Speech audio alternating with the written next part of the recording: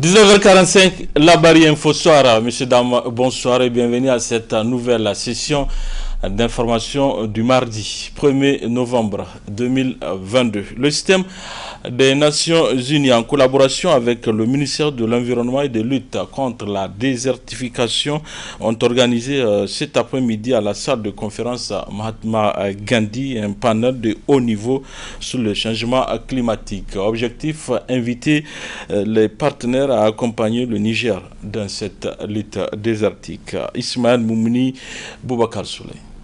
Triste réalité.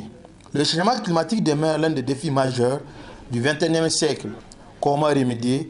Voilà ce qui a réuni diplomates britanniques, États nigériens et le système des Nations Unies autour d'un panel de haut niveau sur la question en présence des experts et des autres invités. Le changement climatique impacte sur la vie des populations au Niger, comme en atteste la coordinatrice des systèmes des Nations Unies au Niger.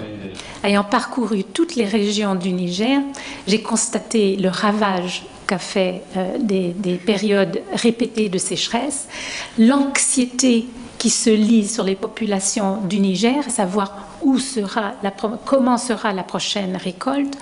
J'ai vu la panique chez des communautés touchées par les inondations et qui ne savent si les mesures anticipatoires ou même de mitigation sont suffisantes pour la saison prochaine.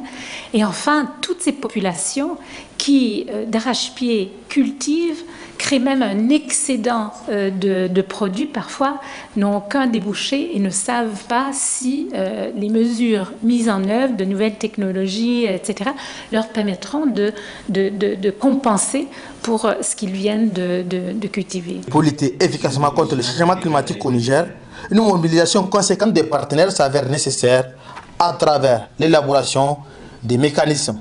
On a les moyens, on a plutôt aussi les cadres pour y intervenir. Je pense qu'il suffisait juste en tout cas de mutualiser les efforts et les ressources pour y parvenir pour le grand bonheur donc, de l'action climatique.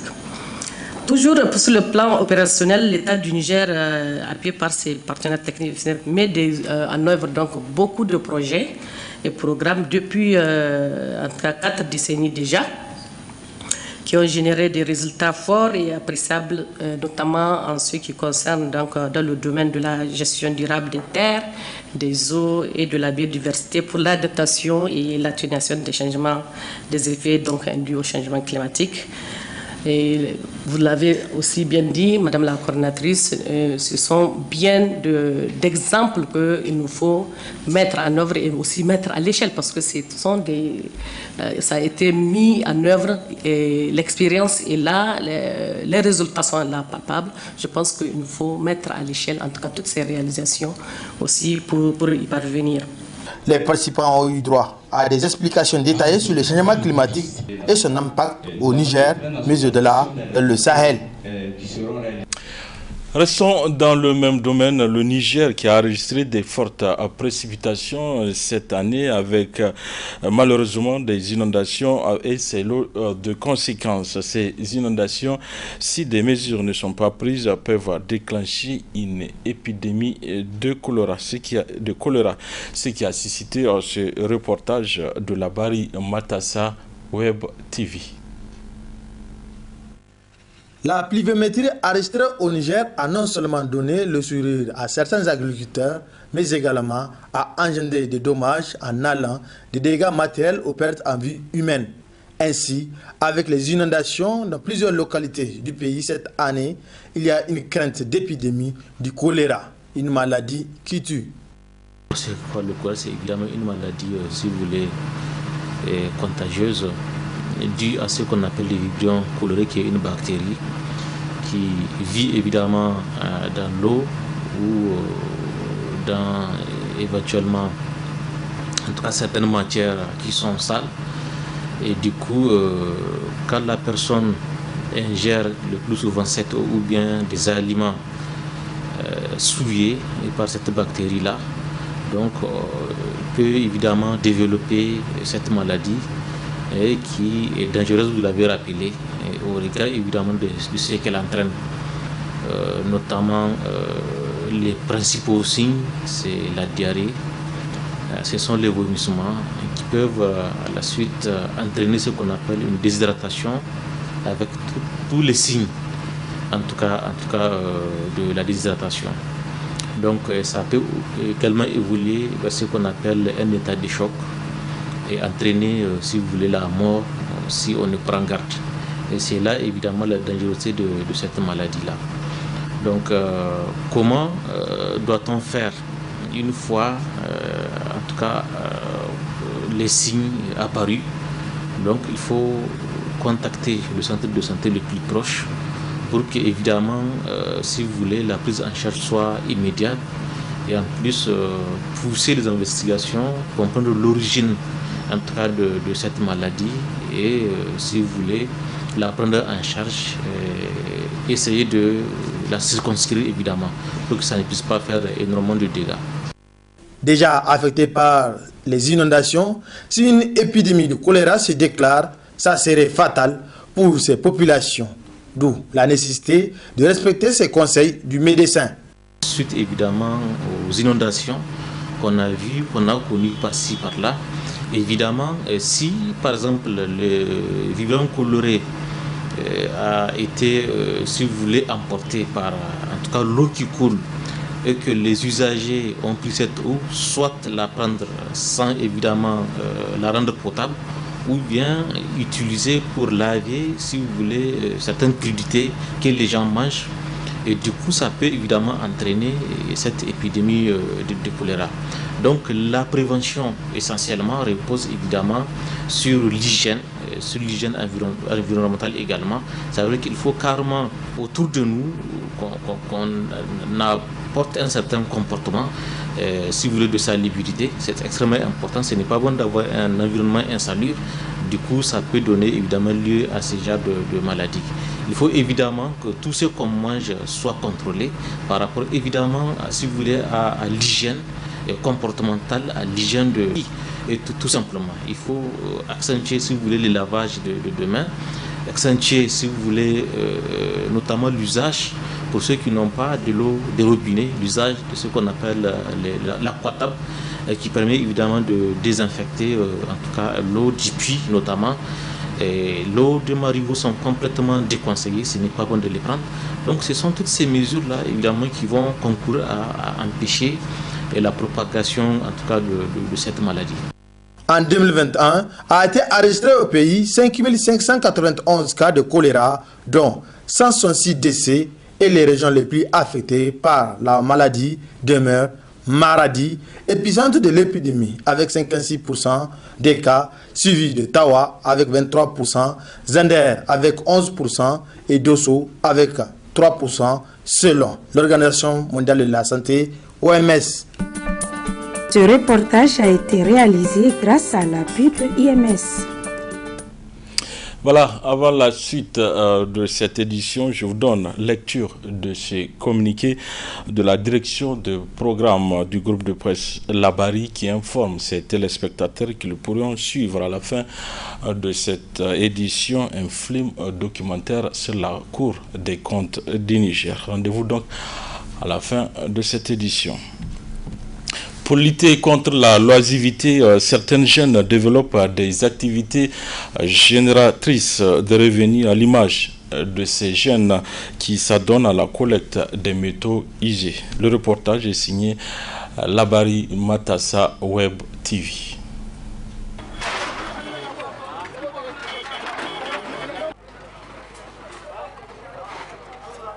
Comme on le dit si bien, rien ne se perd, rien ne se crée, tout se transforme.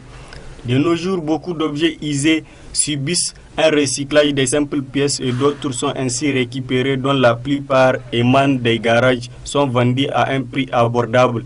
Et compte tenu de l'intérêt qu'ils suscitent, cette pratique a pris l'allure d'un véritable commerce.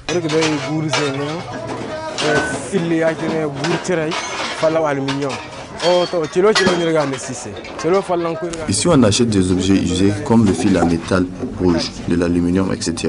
Le kilo est à 200 francs si c'est du fer lourd, mais pour les objets légers, c'est à 175 francs. Et pour le métal, à 3500 francs le kilo. Une fois acheminé à Lagos, au Nigeria, Ces objets subissent une autre transformation dans une grande usine sous forme de baguettes, direction Europe. Nigeria. Dit qu'on allait voir ce mot, machine au grand kanga fofu. Tonga mono maintenant ni gote. Les gars font maté en baguette après mon kanda en saré là. Une véritable opportunité pour une grande partie des jeunes qui ont trouvé un boulot leur permettant de joindre les deux bouts.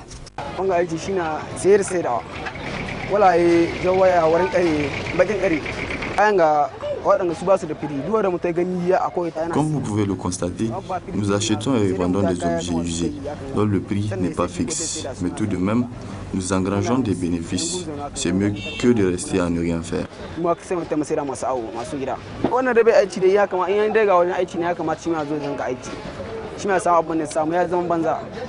Ces objets ainsi recyclés reviennent souvent à leur point de départ et sont vendus presque au même prix que les originaux.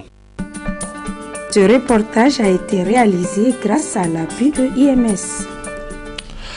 En sport, l'AS Nigelec croisera le fer demain, mercredi 2 novembre 2022, avec l'équipe Pyramide d'Égypte dans le cadre des compétitions de la Coupe CAF. Ici, même à Niamey, en prélude à cette rencontre sportive, les supporters du MENA national ont animé un point de presse au siège de la Fenifuta cet après-midi. Le résumé avec Adam Soumana chez Boudiso.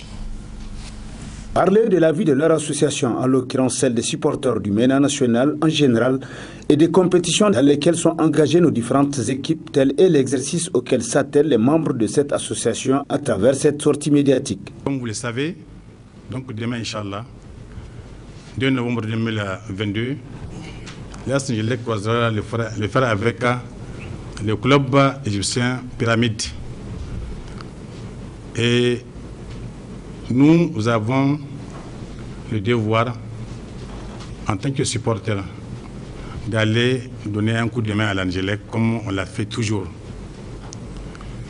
Cet appel est lancé pas seulement aux supporters qui sont là, mais même ceux qui ne sont pas présents dans la salle sont interpellés par rapport en tout cas à l'appui qu'ils peuvent apporter, que ce soit de près ou de loin, même à travers les prières, pour amener donc le club de l'Angelec à la victoire demain, Inch'Allah. Pour rappel, ce club avait éliminé, comme vous le savez, la SOA de la Guinée et il a été malheureusement éliminé par le Raja. Ce qui a fait qu'il ait été reversé pour la compétition inférieure qui est la Coupe CAF. Et le match de demain est très important pour l'ensemble des Nigériens, pour la simple raison qu'il va permettre, donc la qualification permettra donc à ce club d'être dans le cadrage, donc dans la phase de poule. Et comme il est de coutume, il faut que chaque fois qu'on se réunisse, si besoin est, pour vraiment appeler l'ensemble du peuple nigérien à venir soutenir le club, donc l'Angelec, qui va jouer demain. L'entrée est gratuite et je pense que, comme on l'avait fait contre le Raja, on va se mobiliser pour aller au terrain pour les supporter. Au président de la dite association de revenir sur les prouesses réalisées par nos différentes équipes nationales de football. J'ai félicité également l'équipe du Chan, donc l'équipe locale qui s'est qualifiée également en face des Togolais et qui sera au rendez-vous de l'Algérie en janvier prochain. Je vais profiter pour demander aux autorités, aux plus hautes autorités de notre pays, au premier chef, le président de la République, Bazoum Mohamed, le gouvernement du Niger, le ministre des Sports, pour soutenir ces jeunes, ces vaillants soldats. Ce n'est pas facile d'aller se qualifier en terre ivoirienne, on l'a fait. Ils l'ont fait, on avait quand même la main à la poitrine, mais ils l'ont fait quand même. Et voilà, pour ce faire, nous demandons une fois de plus vraiment de leur donner quelque chose, de continuer. Nous savons qu'il y a le circuit est compliqué, le circuit de dépenses est compliqué, mais nous allons quand même continuer à demander à l'État vraiment de les appuyer, de les soutenir. Agent que les autorités au plus haut sommet de l'État puissent répondre favorablement aux appels de cette association qui demande par ailleurs à l'ensemble des Nigériens de faire bloc derrière l'AS Nigelec pour être son 12e joueur et la pousser ainsi à la victoire. Voilà, messieurs, dames, fin de cette édition. Merci à vous de l'avoir suivi. Au revoir.